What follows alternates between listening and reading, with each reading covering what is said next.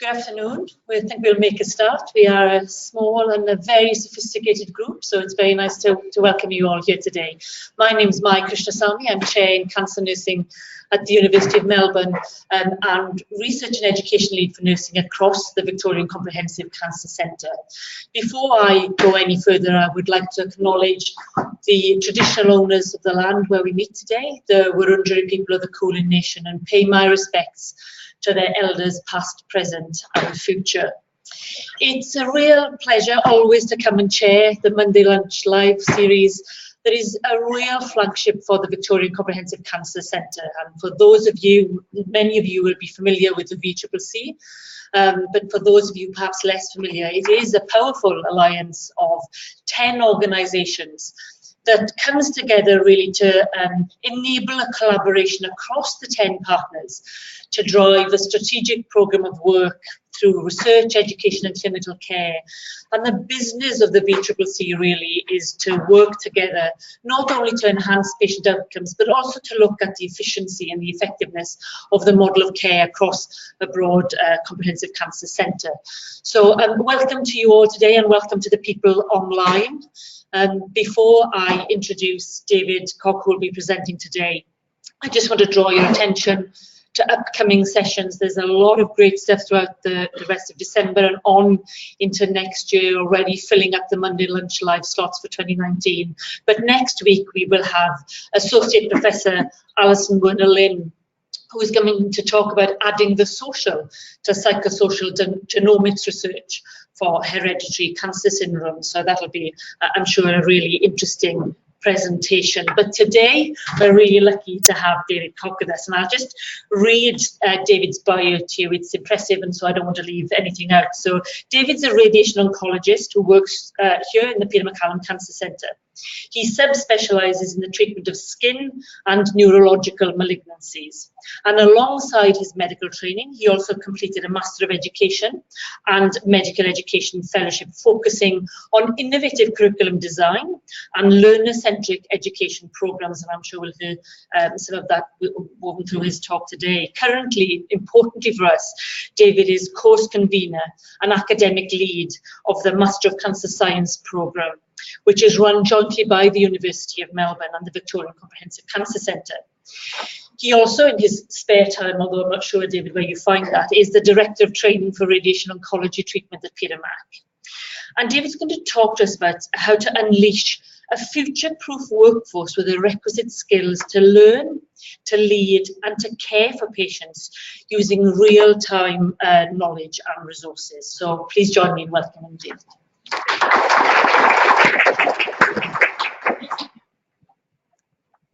Thanks very much, Mai. I must also quickly comment there that when you're talking about most busy people going around, then you're also someone who's very high on that list, so you're very kind. So we're going to spend a little bit of time today talking about oncology education, and obviously this is a topic which is very, very close to my heart, and I guess that what I want to try and do today is talk to you about where things have changed in recent times, who are the people that we're looking to cater through as we continue to build our oncology workforce, and how education, as it evolves over time, is giving us more tools and better tools to be able to do that, in addition to the ones that we already have. So to give you a quick idea, I suppose, of what we're going to go through today, we're going to talk a little bit of that role of education in cancer care and the concept of what exactly makes a successful educational program. Things in that will include changing student landscape over time, a fair talk on traditional versus online learning methods, as well as this idea of personalised education, which somewhat sits within a similar envelope to personalised medicine, as you'll be familiar with, before leading on to a little bit more of a talk about Master of Cancer Sciences, which the VCCC is running, as Mai's mentioned. So I suppose that one of the first things we want to just discuss is about where exactly does education fit within cancer care. And I think that this is this is quite important to contextualise, particularly being in the Victorian Comprehensive Cancer Centre as we are. The comprehensive cancer care model, it was something which actually started in the US in 1971, And to meet this criteria of a centre, which is a comprehensive cancer centre, they set out a whole number of different criteria of what your institution should be doing to meet this label. And I've listed the main ones here. And I suppose that a few of them are obvious. There's a strong, it's basically saying that you should be looking after ensuring that you have a strong research program, which is both basic, translational and clinical. You should be delivering innovative cancer treatment. But then if we come further down, I think that you start to see that very significant parts of these criteria relate to education. I've listed these ones here: training and education of healthcare professionals, cancer information services, community education and outreach. So a significant proportion of their criteria relate to making sure that you are constantly educating both people within and outside of the oncology community. And then the fourth one here, I highlight because I think even though it's not directly in the education sphere, it is in a similar envelope. So cancer prevention and control. And I guess one of the things that is best for cancer prevention and control is people understanding what causes cancer, what are the things to avoid, and to just increasing awareness around the different prevention programs which exist. So I'd put that somewhat under the educational envelope as well.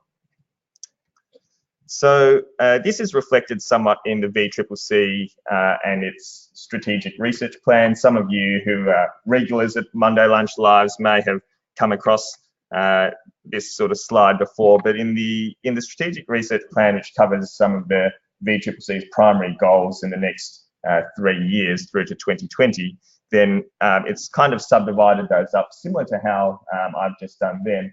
And in the bottom left corner here, we have this discussion about an outstanding cancer workforce and how we can continue to build an outstanding cancer workforce. So obviously the thing about it is that what we're trying to do is make sure that you don't just have excellent cancer practitioners, so because we can attract the best practitioners to a centre, but you want to have a situation where you're constantly building and future-proofing or creating succession plans for oncology care and research. So you might have the best that's out there right now, but who's going to be doing it in 10 or 15 or 20 years? Is it someone that has attained that knowledge through, essentially just trying to work their way up through the system themselves with no formalised education, or are you actually trying to foster that by having the people at the top of that tree now providing that top level of care and top level of research feeding down into the next generation? And I suppose that's kind of why oncology education is actually a really core aspect of providing top level care. Now, I've also made this comment that learners' priorities are not necessarily the same as educators' priorities. So I guess what that's saying is that for the people who are looking to try and attain this knowledge, or when you're sitting on the other side of the fence and saying, I'm looking to progress and learn more about something, they're not necessarily thinking in these same sort of broad things as as a person who's developing a program who's saying, oh, we want to develop the next set of leaders in cancer care and looking at the cancer workforce. And so I guess bringing these two things together so that they meet in terms of it's what the learner desires to want to do, but also at the same time, what is structurally important for an oncology workforce is finding, in actual fact, that middle ground between these two things, and that's how you can sort of optimize for better success. So that leads us to a question of what do learners actually want to learn, and this is looking at a real philosophical question. So on the right-hand side is a sort of idea of academic or intellectual knowledge. If you go back to sort of the history of the university through medieval times, then they weren't vocationally focused. They were focused on just getting a better education, being a broader and wider intellect through your education. But obviously that is something which has progressively modified over time. And a lot of the training which occurs, particularly in the health science field, is much more vocationally oriented in terms of looking at how, and sort of equipping you for a job that you're going to want to do, or a career which you're trying to build. But of course, I suppose that by presenting this as a dichotomy of two different things is a little bit artificial, because obviously then these are not mutually exclusive. You can, on one hand, you can be vocationally training, and at the same time, you can also be looking to increase your intellectual skills and your intellectual knowledge and critical thinking capacity. So to some extent, they're actually still very key and intertwined through oncological education. So I guess this is where we'll sort of dive into that in a little bit more detail. This is some data which was presented from the university, a university sort of ranking system within the United Kingdom that had respondents worldwide. And essentially, it was saying, how do students go about choosing a university? What are the things that they care about within these programs? And they subdivided it into these 5 different areas. And you can see that, I suppose, if we're thinking about the vocational side of things, which we discussed, and employability still remains the highest proportion of this, with 33% of people saying it's the #1 thing that they cared about. And then secondary to that, then you have other things such as your teaching that occurs there, student experience, research, and cost. And I think that keeping this in mind is something that we need to think about when we're talking about educational programs. But what's more, I suppose, is if you dive into that a little bit more detail, I'm not sure that displays well, but you can see that employability and research, if you cut into the data in a little bit more detail, it says that employability is not just about how employable you are. It looks at the employment rate of the actual people exiting educational programs, but also the reputation of the employer. And then if you look at the research which is related to it, then that partially is purely the research which an institution is producing, but a proportion of that as well is the reputation of the academics there. So I suppose that when I look at this wheel, I see reputation is another very significant factor, and then you can slightly reconceptualize this by bringing those portions together. And this is my wheel, where you really say, which is using the same sort of thing, but we're saying reputation is actually almost as important in people's decision-making processes, teaching, student experience, and then the other things we've discussed. In addition to that, what you need to obviously do is, where's the learner in all of this? This has to be something that's relevant to the individual person that they want to do. And so obviously the learner sits in the center of this. Now, I guess that in this particular talk, I'm going to spend a little bit of time working my way around some of the different aspects and how this applies to education and how I think about it. So some of these factors are what I classify as non-modifiable. So they're not something which in the education program itself, it's very easy to change. You're not going to very easily change your employment rate through the education program. Costs are usually fixed by an institution. The research is usually to some extent fixed by the institution. So I'm not going to deal with these things in a lot of detail, but I'm going to go through sequentially and talk about how to make a top-level education program. Then you have to think about the learner, the student experience, teaching, and their reputation. So let's start off with learners. So who are the learners? And I think this is where we're going to sort of dive a bit into health science education and the sort of cohort of students that we're looking at. And what I'm not trying to do is come up with a generic student. Again, one of the things within education and that I really focused on when I was doing my earlier studies is the fact that you're not trying to make a program which fits everybody. You're trying to make a program which caters across the spectrum. So in actual fact, rather than looking at statistics to try and understand who is the average, you're actually trying to look at statistics to understand who is everybody that's coming in through who wants to learn about health science or oncology, and therefore how can you make sure that you've got parts of your program which are focused to every single part of that spectrum. So now let's look at some of the statistics. So this is student load coming through bachelor's degrees in health sciences. And I guess that the main point about that I want to show you here is that, and I guess is essentially the numbers related to. So there's across Australian higher education institutions, then I've highlighted the number down the bottom, if my little pointer will work, is that there's 60,000 people coming through yearly with some sort of health science undergraduate degree. And the proportions of people across the different groups has been relatively steady across that point in time. A bit of growth, particularly in nursing, but overall the numbers have been maybe slightly on the increase. And I guess that the other thing, when you say medical studies, that doesn't necessarily mean medical as in doctor studies.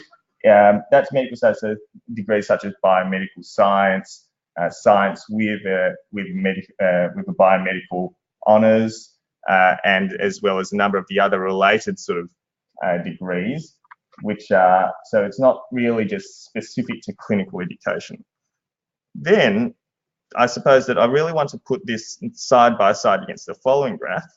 Actually, sorry, one last thing is the fact that allied health, medical physics, supportive care aren't included in this particular list. I want to put it aside next to this graph. So this is people doing master's coursework degrees.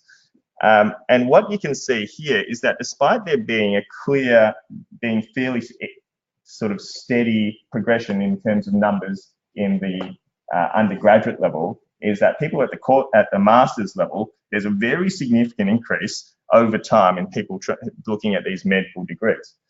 And once again, when I say these medical degrees, I don't necessarily mean medicine as a single profession. I'm talking about a whole group of these different things. And this is why I want to go into this question of why. Why are we seeing this uptake?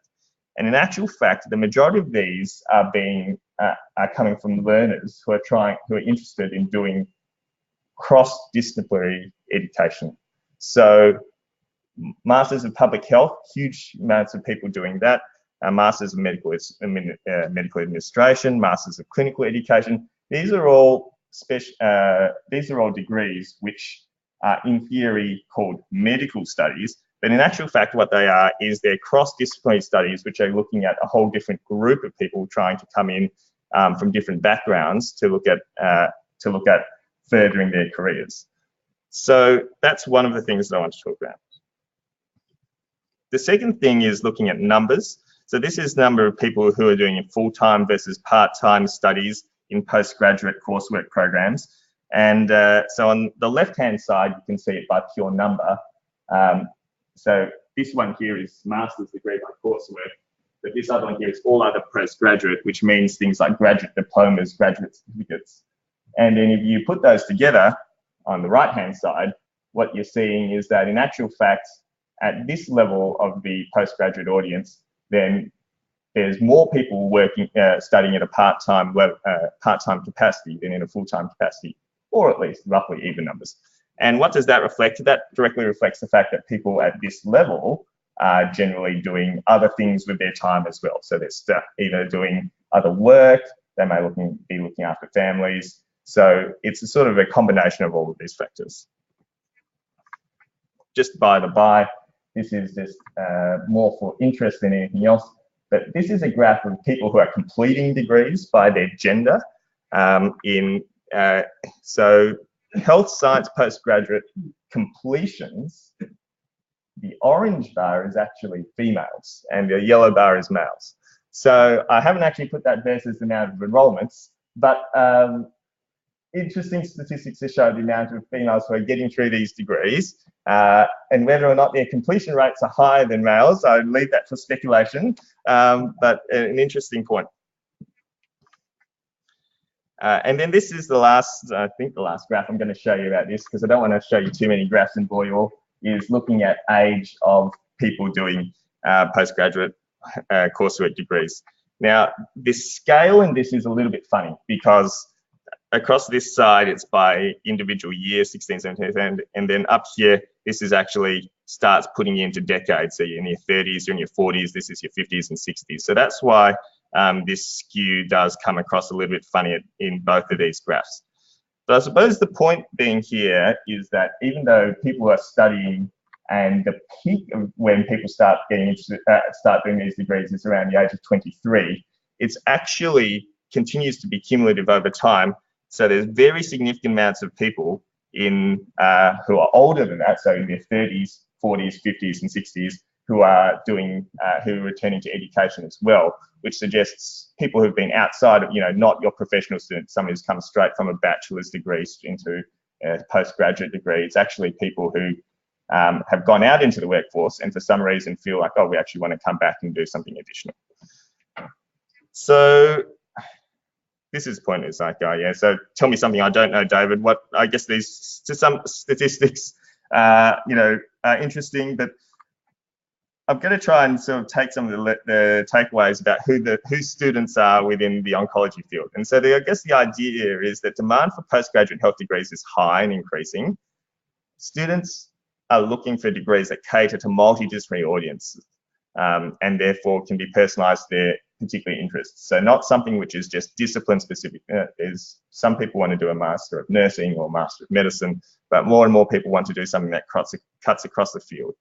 And learners represent a broad spectrum of ages, as mentioned, which represents people who are returning to study after periods of time. So let's start going into some of the more interesting stuff. And I'm going to go, again, move around the wheel and start talking about the student experience. So this is obviously something that people care a lot about, but what does it actually mean? It's a classic buzzword, the student experience. And the short version is, it essentially comes down to, did a student enjoy their time doing the course or not? And there are a whole variety of different factors which come down to whether or not someone enjoys the program, obviously. And I'm going to try and tease those out to some extent. But a significant part of this discussion is going to come down to this, which is essentially looking at delivery methods and your traditional in-person lecture type delivery of education versus online education.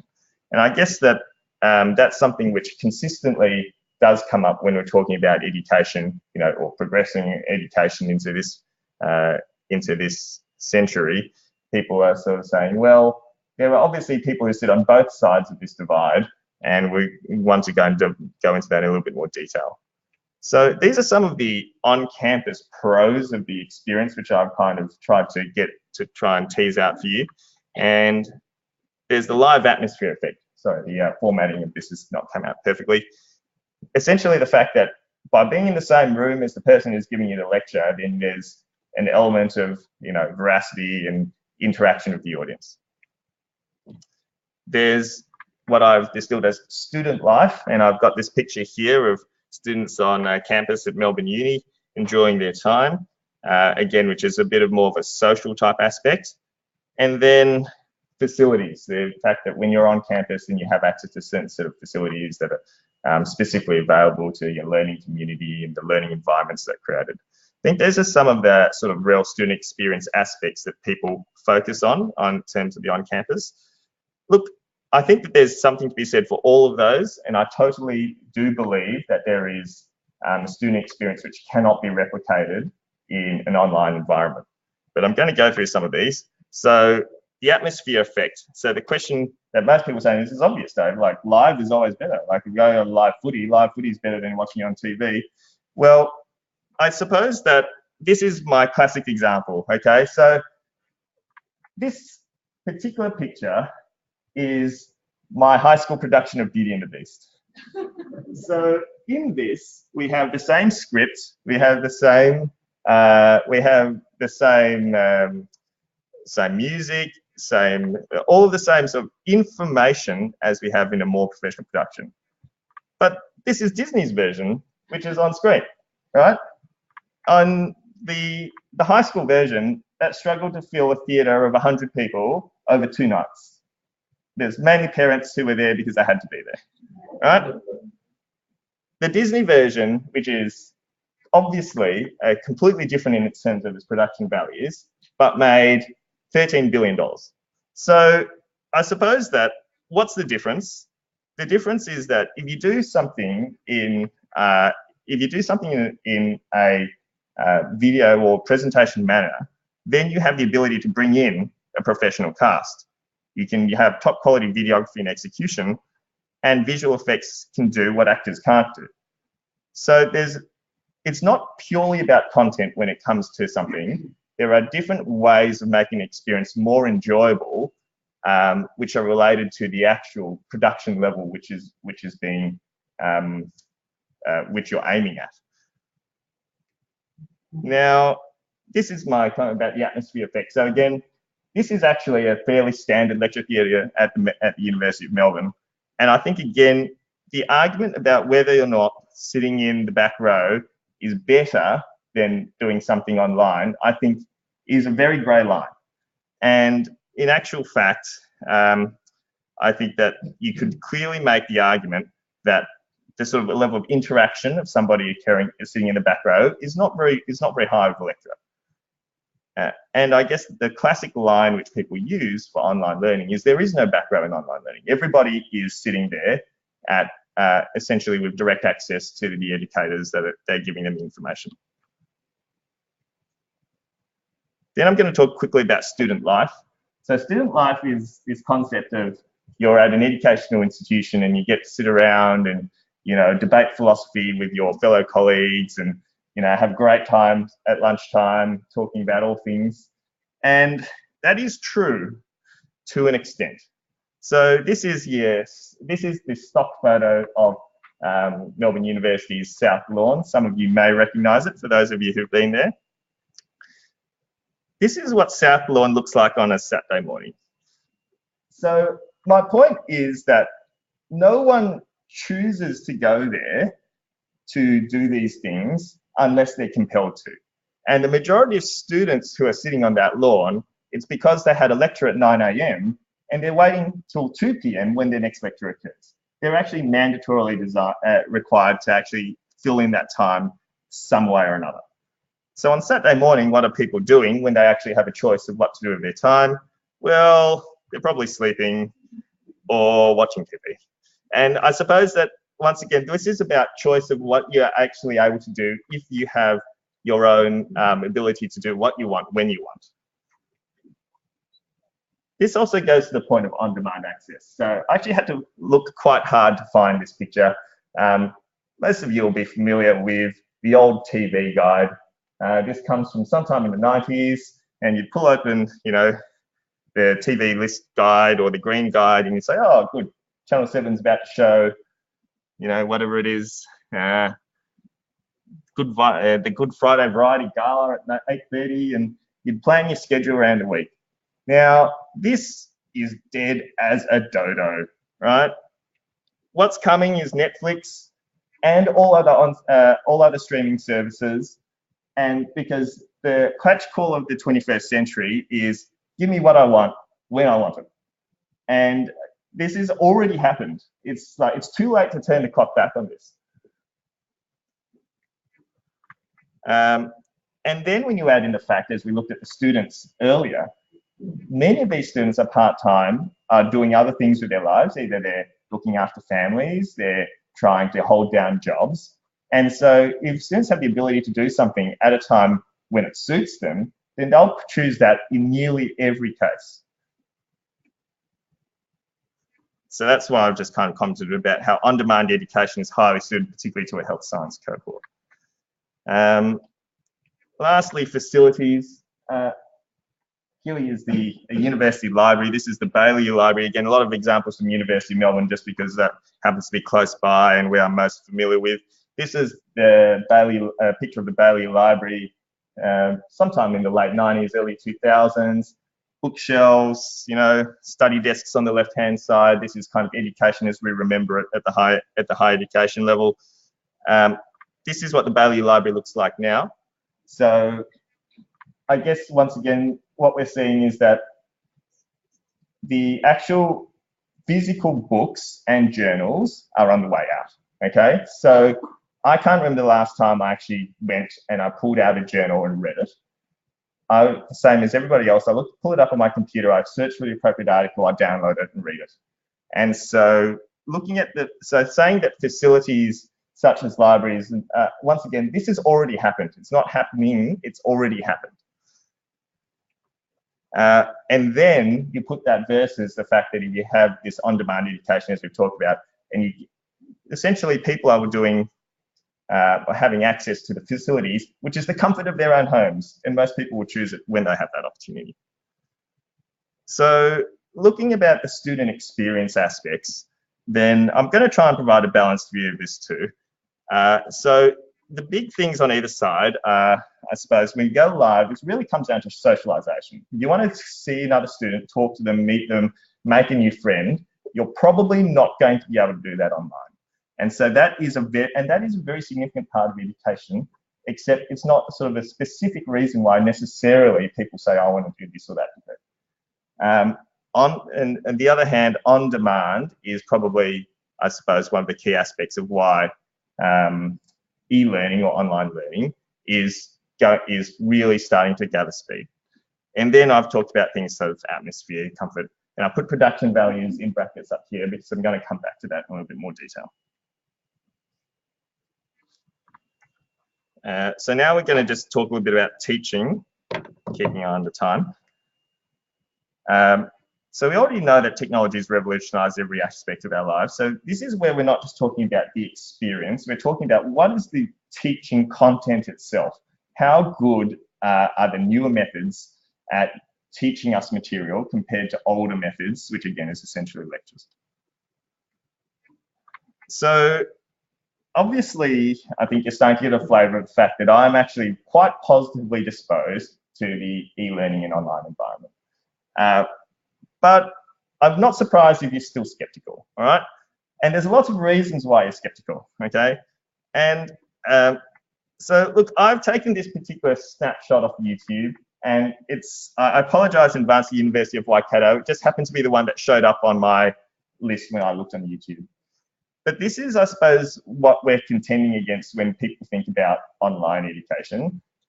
And it's because this is a recorded lecture, okay? So here's a professor at his lectern, here's his slides. They're trying to take a live experience, just like you're having now, and turn it into an online education experience, right? And the thing about it is, that's not how you do it. So the thing is, if you want to do it that way, it's actually a live experience to come here and listen to a particular speaker.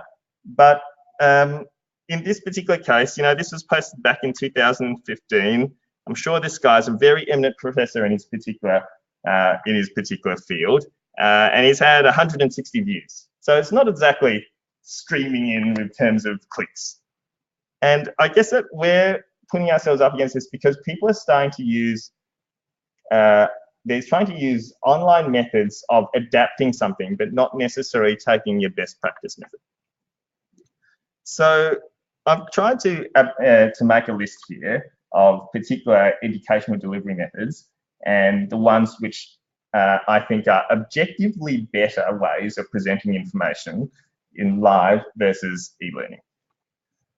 And on one hand, so hands-on skills training. If someone's trying to show you how to put a needle into a person, you cannot do that on an online environment. Not yet. Maybe virtual reality is coming. But you cannot do that yet. The other thing is small group discussion. So where you have a group of peers to sit around and discuss a particular topic, that is something which is difficult to replicate in an online environment and is clearly better in a live environment. Now, e-learning methods, bespoke educational video. I'm going to go through this in a little bit more detail. Gamification of education, interactive infographics, use of animation, use of live learning, asynchronous group activities, cascading depth learning activities, branched learning pathways. Now, a lot of jargon there, and I actually, in my initial version of this talk, was going to try and go through all of these, but when I started writing that, then it was about a 3-hour lecture. So I've actually had to start and pick out a few particular ones which I want to focus on, okay? And so the ones that I'm going to specifically talk to you about are bespoke educational videos and live learning. So here we are back at this particular example. And I just want to, again, use this to demonstrate how there are many different ways of providing information. And I suppose that if we use this as a fairly low cost, low thought process way of presenting this information, there are other alternatives which you could think of in terms of what's best practice or ways that people are actually engaging with this material. I've already highlighted these views. So on the other hand, I looked up, David Attenborough, marine biology, right? So this is something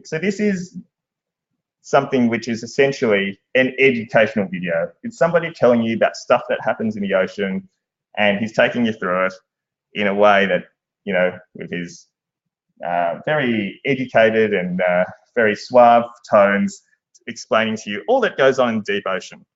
And I suppose that what you can see is that in this particular case, this had been up for 5 months and this had got 500,000 views.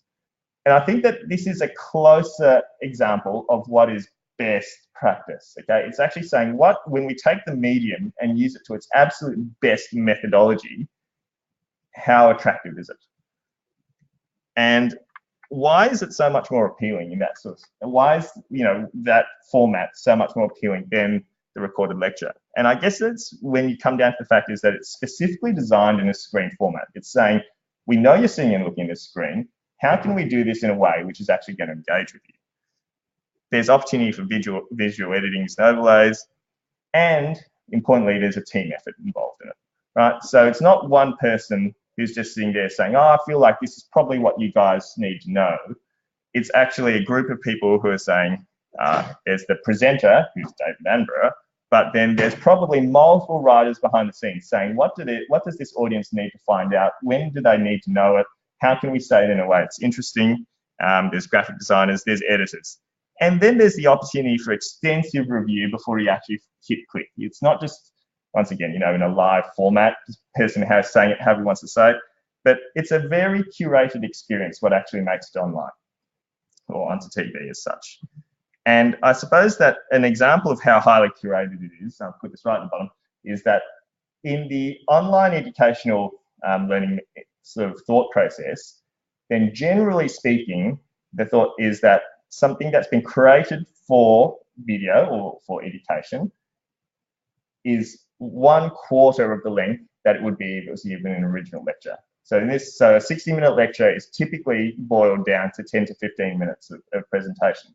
And that's basically just saying that probably a lot of the stuff that's being said is fluff or being said in a roundabout way or not interesting way. And when you really think about it, it can be distilled into a much more effective manner.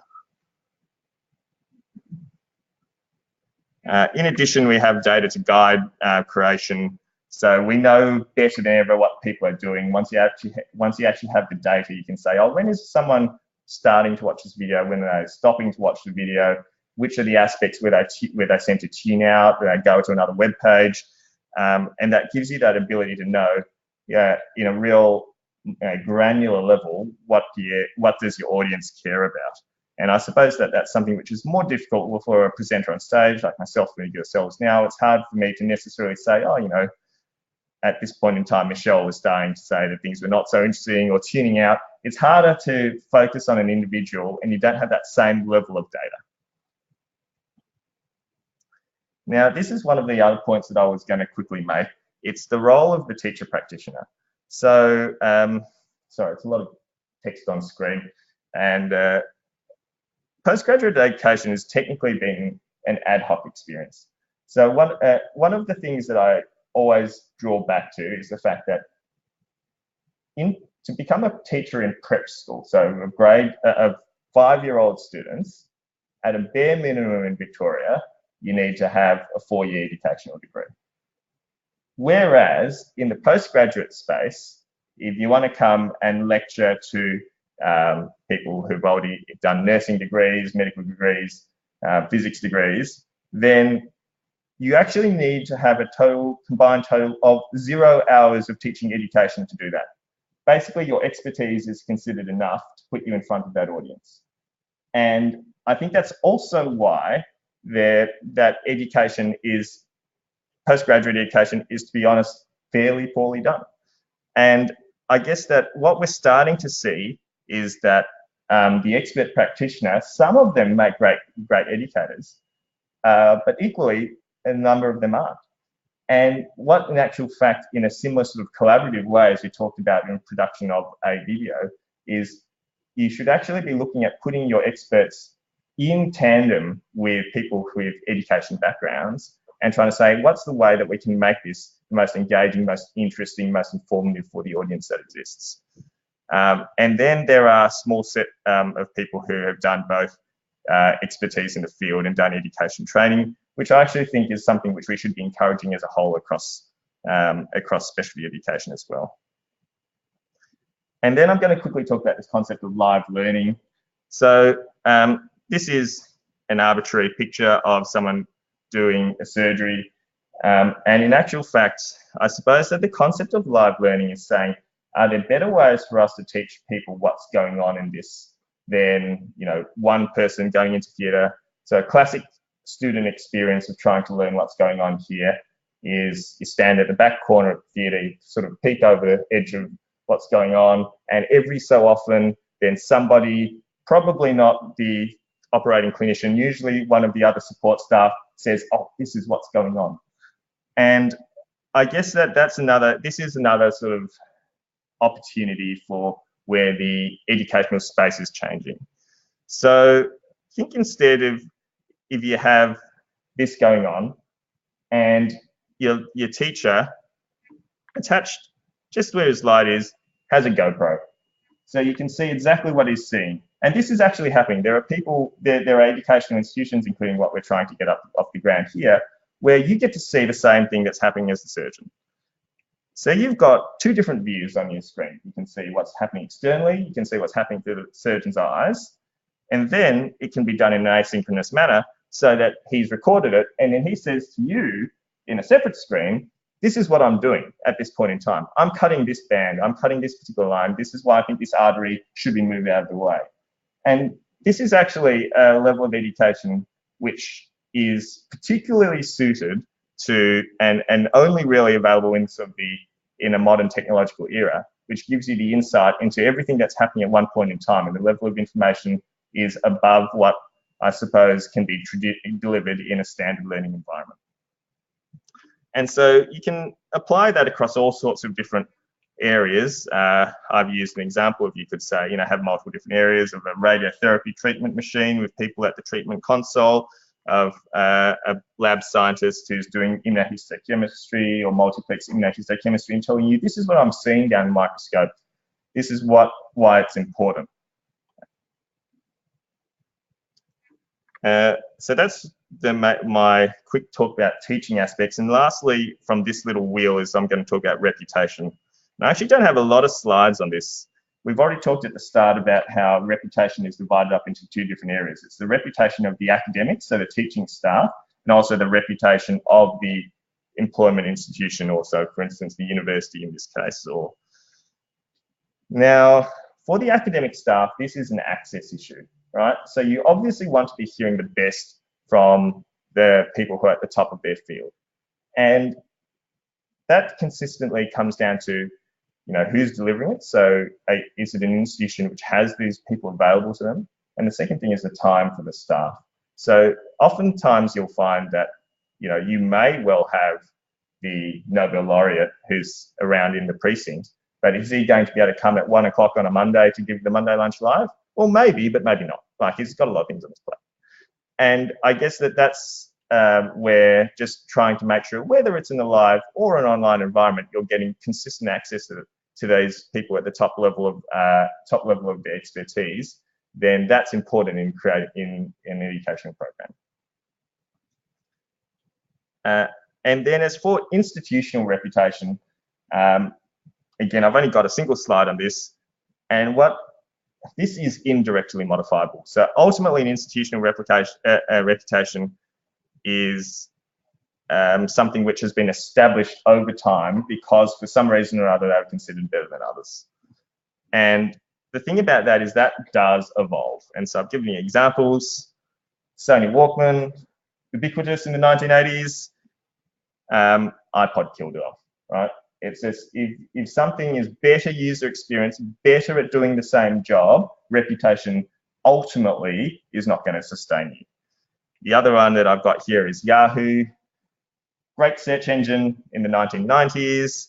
Google has completely destroyed it, okay? So if you have something which is better at doing something for the user, then reputation ultimately is not going to stand up to it. So now finally, in the last sort of 5 to 10 minutes, I'm just going to have a quick talk about the specific example of this in the Master of Cancer Sciences within the VCCC. And the Master of Cancer Sciences, as you're all familiar with from the introduction, is something which we are putting together in collaboration with the University of Melbourne and the VCCC here. This is the 19 programs of the VCCC's strategic research program. You may or may not have seen these before if you attend lots of Monday Lunch Lives, basically saying that everything that we're doing throughout the VCCC precinct. And I still like to continually point to the fact that Master of Cancer Sciences sits as the bedrock of all the 19 programs. And I suppose that that was probably just a happy accident. But I do think that educationally, it's important to imagine that all of the information which is gained through the different other programs are being channeled down through an educational source. So like I said, we can continue to create the next generation of leaders and cancer care practitioners.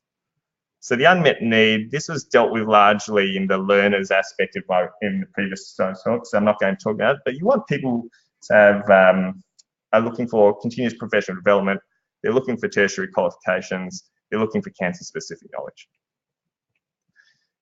So the Master of Cancer Sciences is Australia's first cancer-specific course. It's multidisciplinary, it's flexible, it is wholly online, and it's one of only 2 of its type available worldwide.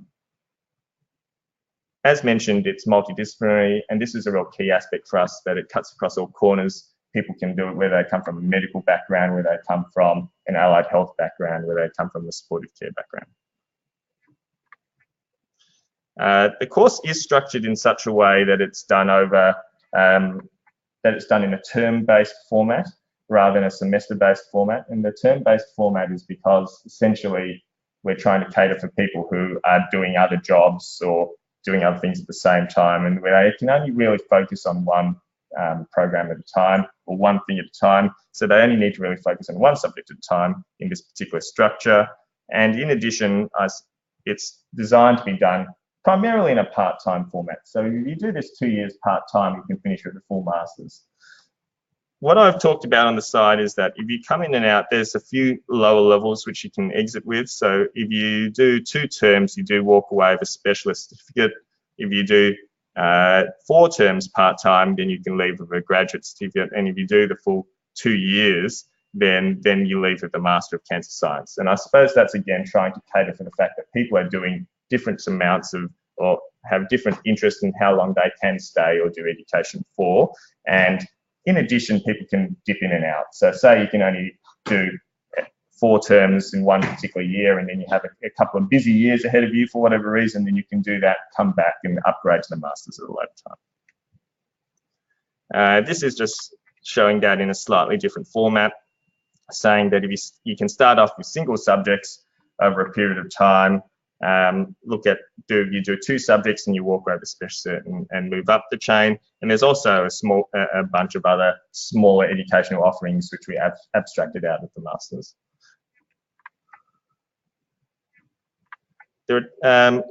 In this particular suite that we've been designing, then there are 10 cancer-specific subjects and 6 extended elective subjects. The Cancer Sciences suite is essentially the 10 subjects which make up the primary oncological side of the program. The ones in the darker purple are the core subjects. So essentially, we want people to come away with a core understanding of foundations of cancer, as well as cancer research and doing a research project. And then the others are all electives. And this is to meet that idea of the fact that the workforce is varied. Not everyone needs to know everything about cancer, but they want to be able to pick out the areas which are of interest to them. And so, for instance, there are some people who have more interest in the therapeutic sides, in which case you can take cancer therapeutics down here. There are some people who are more interested in the population health side, and they can do things like cancer in society. There's also an extended elective suite which sits outside of this, which is the Melbourne University, which sits from Melbourne University other degrees that have already been developed by others. And this is trying to account for the fact that obviously the people who are looking to do these sorts of programs may be looking to advance other specific aspects of their career, perhaps in leadership, sometimes talking about health behaviour change. This one is more of a statistics-based subject, so you have an ability to choose from whatever happens to suit your particular interest group. Entry requirements is basically if you've done an undergraduate degree. So the fine print is essentially you either do undergraduate degree of honours, or you've done an undergraduate degree in the health sciences plus a couple of years of cancer care and cancer or work within the cancer workforce, and that will qualify you. So I think that it's meant to be fairly open for people across the spectrum. Fees is something which is largely regulated by university forces. They're not cheap, but at the same time, some of you may be aware of the fact that we've been carpet bombing this place. We've talked about the Master of Cancer Sciences scholarships. I think that those have actually recently closed, but they cover 50% of the enrolment fee for the first year. There's been a lot of development over the last 18 months related to this. This is basically just showing lots of different educational minds coming together to produce this information. And by putting, again, this is that idea of, it's not meant to be any single academic just telling you what they think is important. It's meant to be something where we've actually said, hey, this is an important aspect of the cancer sciences, and how are we going to best present that for the audience. This is the fact that we've had lots of fun in production, lots of bespoke video, as we've talked about earlier, and certainly over the last 18 months we've got very used to being in front of the camera. So I guess with that, let me just roll forward here.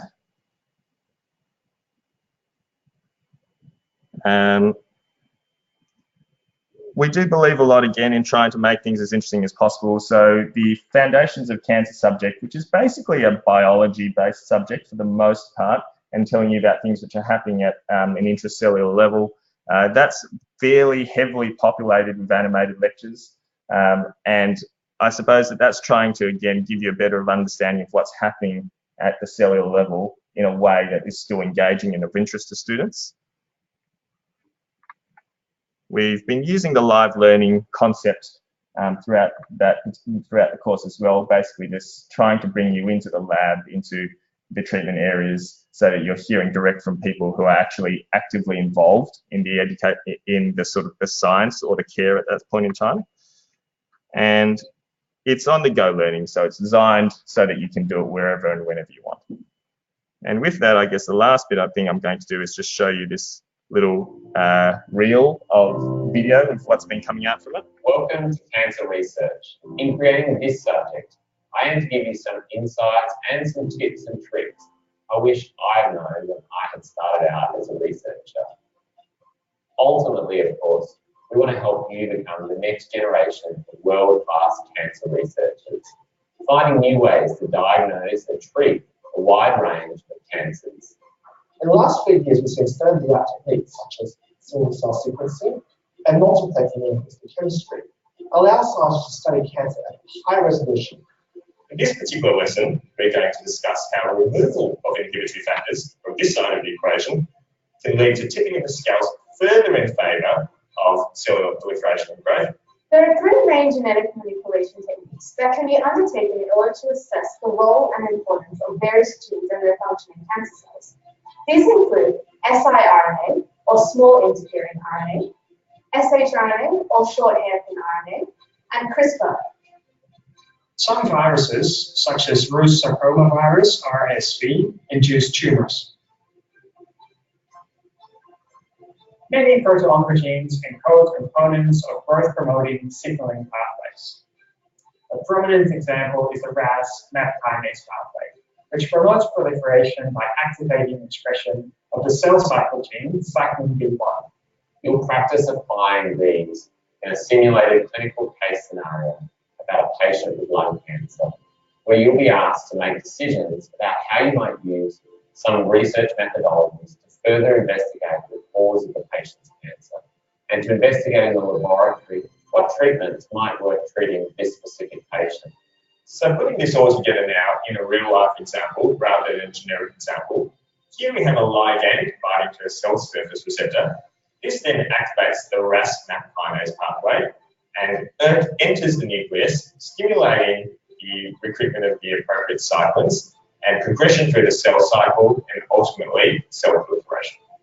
Today, I will discuss one of the most exciting technological breakthroughs in cancer research that has been rapidly translated to the clinical arena, and that is the application of liquid biopsies. As you work through the three lessons, you'll help to answer these questions for Jane. Good luck.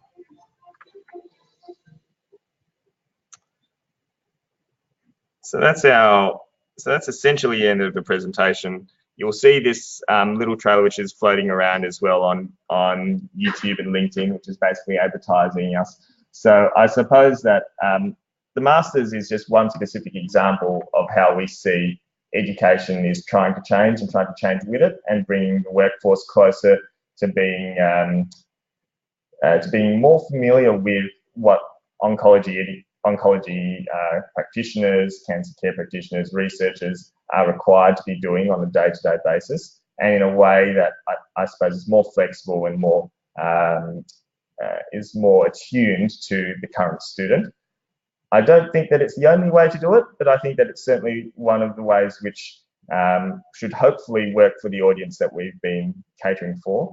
And so with that, I've just got all of my acknowledgements, which are obviously many, and we'll open the floor to questions. Thank you.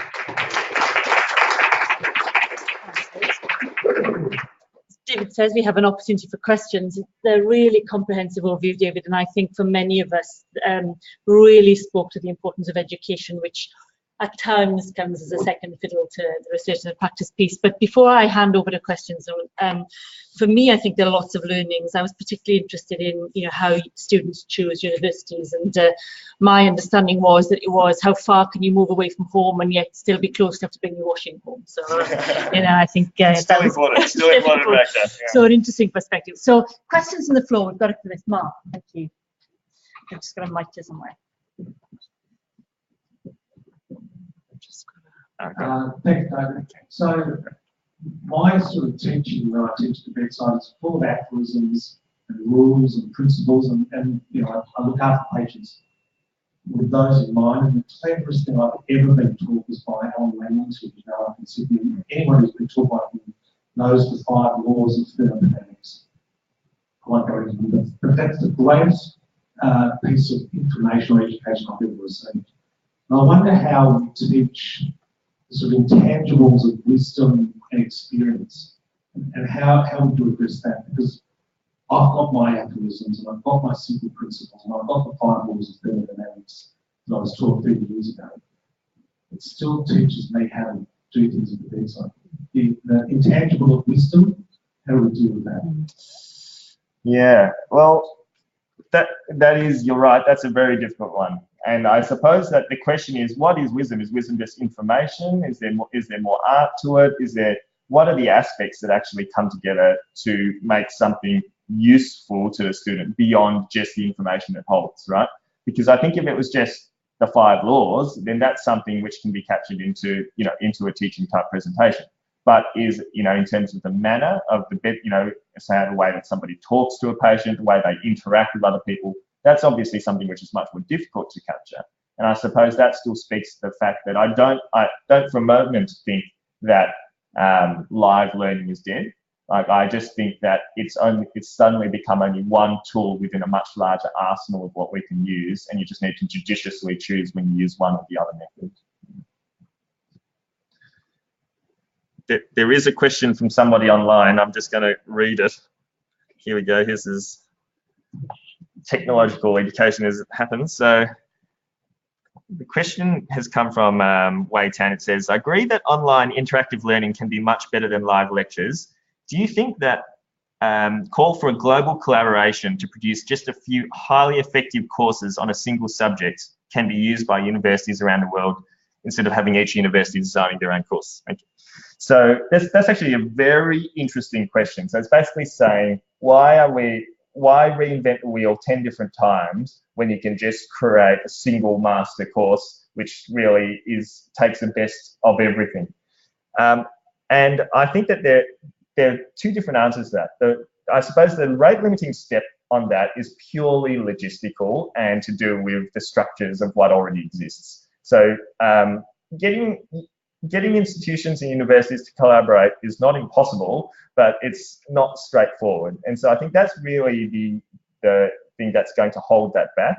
Do I believe in the concept of bringing the best of the best together and making something which is an educational program that at the top level? Yeah, I do actually. I think that is natural, that you want to be seeing the people who are at the top echelon of education and appealing. That's why you have your certain educators that you're familiar with, your David Attenboroughs, your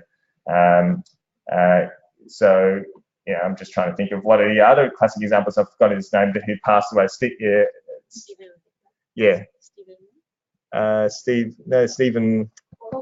Hawking. Stephen Hawking. So you have these people that everybody is familiar with because they are at the very top of their game, and I think there's no reason why you wouldn't look at bringing those people together. Hi, I'm Ian Blair. I'm an agriculturalist. The question I have is, are you thinking of using AI or virtual reality as a triage to check whether the person has got the ability and to sort of get them on the right track to enter your program? Because there must be a dropout rate. Yeah, I think that speaks to the fact of engagement with the student and how are we going to know that they have the ability to interact at the level we'd like them to. And I suppose that actually, I think, doesn't need to be as complex as artificial intelligence. Certainly, if we could get to there, I think that would be great as well. But I think that comes down to just the basics of really good student support. So we're going to, and we're trying to do that within the program in terms of having somebody that you can speak to, even if it's just over the phone, and then you can say, this is the things that you need. Can I talk you through anything that you're having difficulties with? And I do think that's sort of your base level where you start and then move up from there. You did the last question. Could ask you this after, but where do you see the interface between education and infotainment? Because we're obviously blurring the lines now. Yeah. And is that okay? Yeah. I think they're just purely a spectrum, right? So infotainment, I suppose, suggests that it's something which appeals to the masses. So like anybody can look at it and has some level of interest in what you're saying. Whereas I suppose education is a little bit more drilled down in saying, oh, this is, a real specific subset of people who are looking to advance their knowledge. And so usually it's going to be a little bit more detailed. But I think that they are probably just different ends of the same spectrum, and finding it's more about the information that you put into it, which makes the difference of where that sits. Yeah. Oh, got one more question. One last question, and then I'm afraid you'll have to call time. Those people who try online learning, how do their successful completion rates compare with on-campus learning? In general, I mean, what I have to say there is that there's lots of different factors which you have to try and tease out there. At Melbourne University, the people who start an online learning degree are actually vastly more likely to finish it than the people who are on campus. But I don't think that that's necessarily to say that online learning is better. I think it's much more, there's a self-selection, someone who chooses to find their way to that program, has thought about it, looked at it and signed up, is more likely to go through. Whereas when in live learning, there's probably a little bit more of a sort of impetus of, say, you came through school and the next thing to do was go to university. So there's multiple factors which come into that. And I'm not sure that it's quite so clear that it's just the online or the live space which determined that outcome. I think we could probably go on, but in the interest of time, we better call a halt. But please join me in thanking David's really comprehensive overview. So thank you all for your time today. Just to remind you, next week we've got Associate Professor Alison Werner-Lynn from the National Cancer Institute in the US. So hopefully look forward to seeing many of you there. Thank you very much for your time.